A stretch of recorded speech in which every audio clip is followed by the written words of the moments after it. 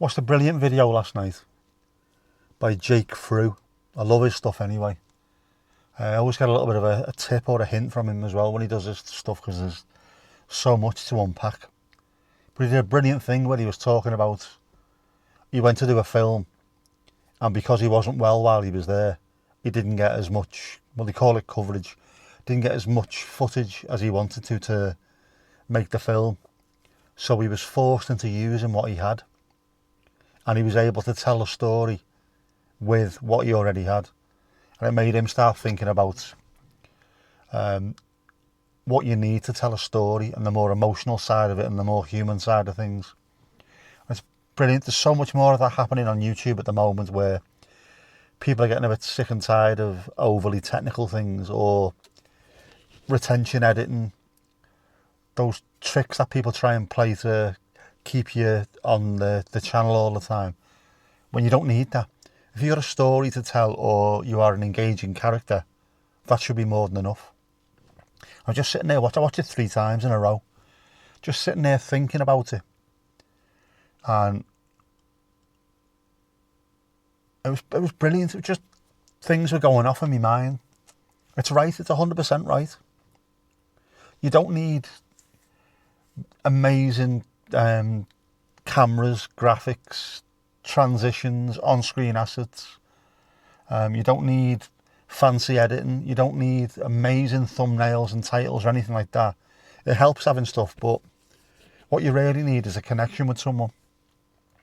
And there's a lot of channels that are going for that connection rather than trying to be technical, trying to show how good they are at the craft of filmmaking. They're not doing that anymore. It's more about connecting with you, the viewer. I think it's superb, though. I still think you can, if you want, if that's what you're into, is make things look as good as possible. So there's room for the cinematic. I hate using that word, but it is the word, isn't it?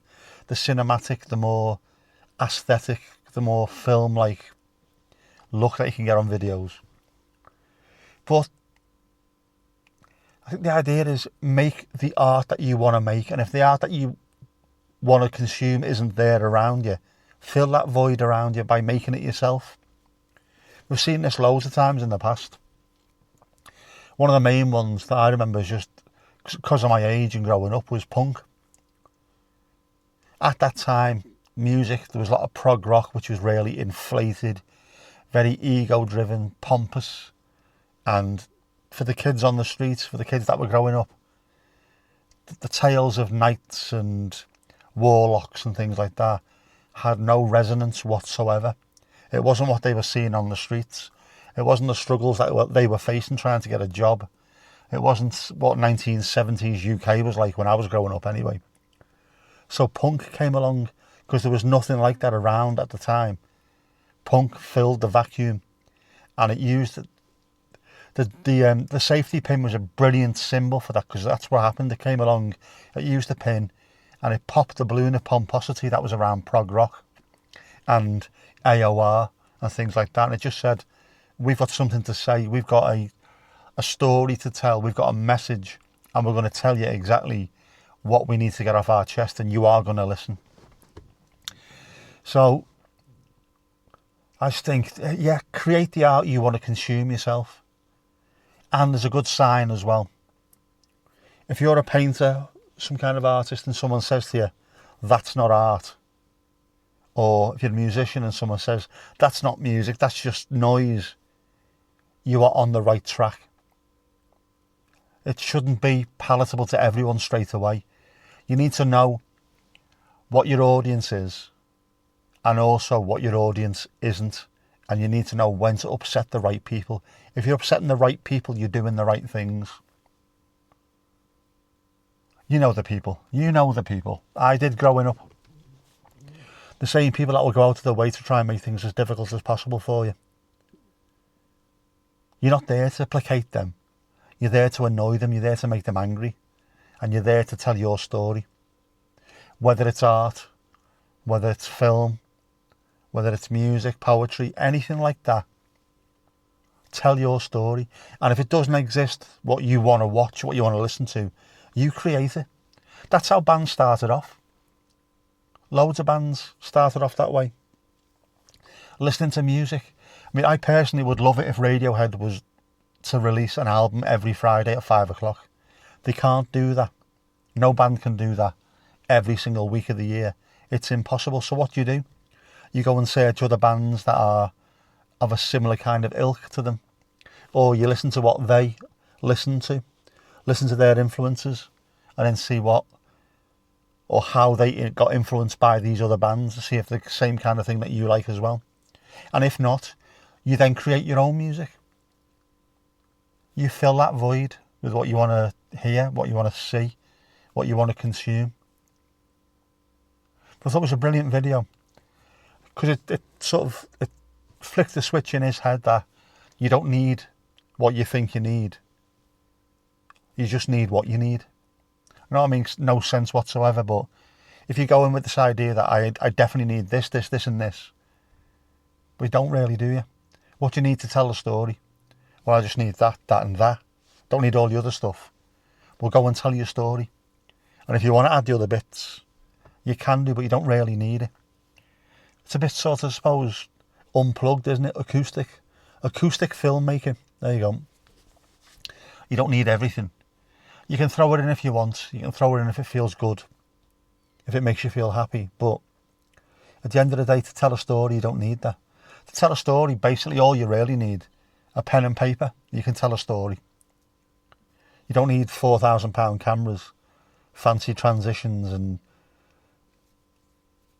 music tracks and fancy editing and what have you. You don't need any of it.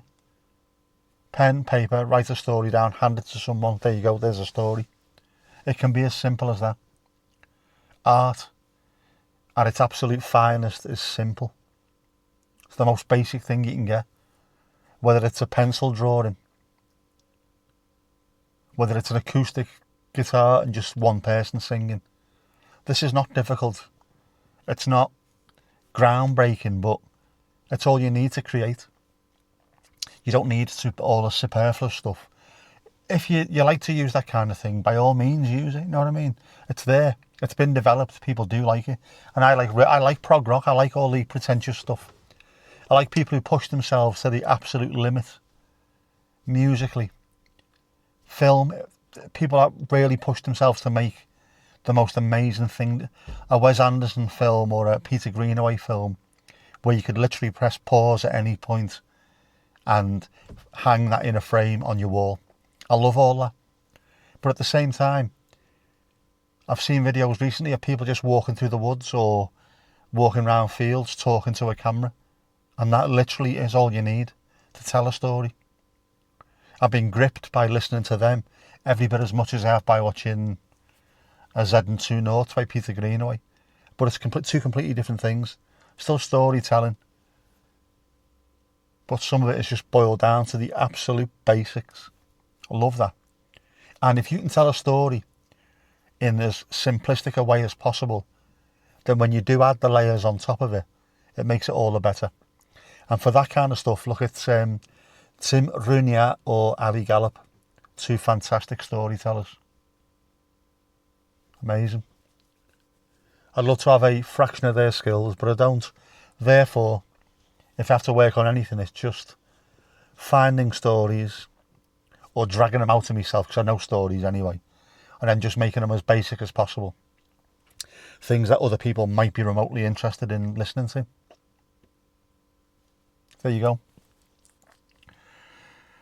Right, this car suddenly got dead warm.